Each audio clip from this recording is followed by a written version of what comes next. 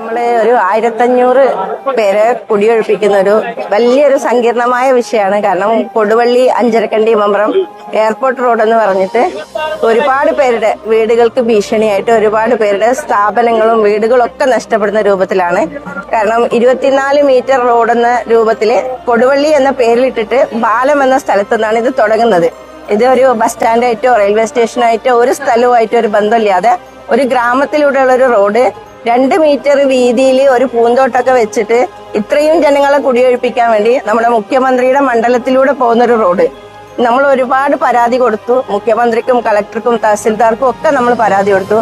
എവിടെയും നമ്മൾ പരാതി സ്വീകരിച്ചിട്ടില്ല. നമുക്കെതിരെ ഒരു നല്ലൊരു പോസിറ്റീവ് ഒരു മറുപടി നമുക്ക് കിട്ടിയിട്ടില്ല. അപ്പൊ ഈ ഒരു അദാലത്തിൽ വന്നാലെങ്കിലും നമുക്കൊരു പോസിറ്റീവായിട്ടുള്ള ഒരു മറുപടി കിട്ടുന്നുള്ള പ്രതീക്ഷയിലാണ് ഞങ്ങൾ വന്നത്.